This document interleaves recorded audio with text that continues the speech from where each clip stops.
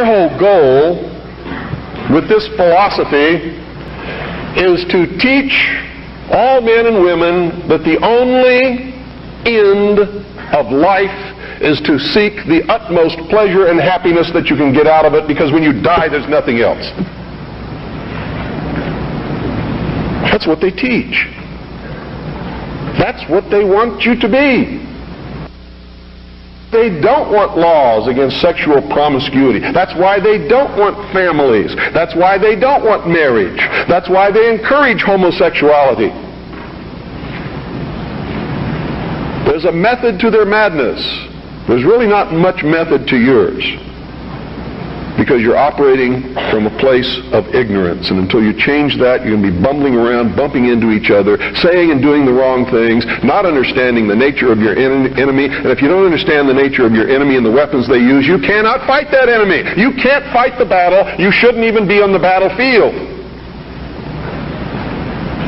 That's why you're losing the war. And don't tell me you're not, because I'm in a place of great knowledge about who's winning and who's losing this war. And I can assure you, you're losing the war.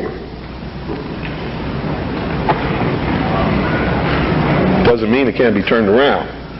But it'll never be turned around until you learn what you need to know. You don't even recognize half the weapons that they use against you. And some of them seem so insignificant that you don't even try. They want to create a world where everybody is happy all the time, doing all of the things that, if you're from a good religious upbringing, is wrong to do.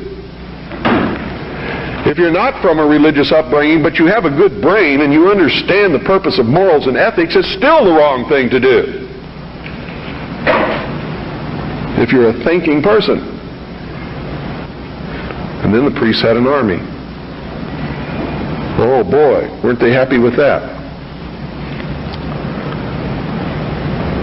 Their whole purpose throughout history has been to teach a small number of people how to become adept at controlling everyone else, and presenting their societies as desirable to the profane, so that you'll go knock on the door and say, hey, can I be a member and be initiated, with the promise of learning some great secret. What is that secret? The secret is what I have just told you this morning. The secret is how to control everybody else. And you never understand how to control everybody else until you get to the top of this pyramid of initiation. Most people never make it past the third step. All above that are carefully chosen and nurtured and taught. And Americans for all these years have been looking around for the enemy. They've never been able to find an enemy. So those who control them were able to control them even better by giving them an enemy. That's what Stalin and Churchill and Roosevelt determined at Yalta. Who was going to be the enemy post-war? Turned out to be Stalin. And there was going to be this phony Cold War, so that the population would never discover the real enemy. And I'm talking about the population of the Soviet Union as well as the rest of the world. You see, the enemy has always been here. It's your uncle, your aunt, your father, your mother, your brother, your sister, your nephew, your nieces, who belong to the fraternal orders collectively known as the mysteries. The very highest degrees of which, combined together, make up a secret order known as the Illuminati.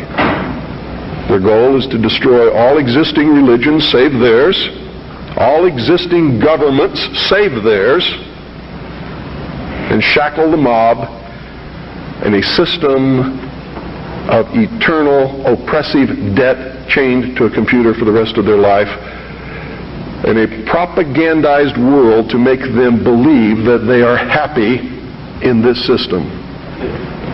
Now, do you think they're succeeding? Haven't I described to you just now exactly what is going on in the world today? Yes, they're succeeding. You better listen to me, folks. I am a messenger, and my message is unmistakable, and it had better not fall upon deaf ears, for those deaf ears will be rendered dead in the coming New World Order.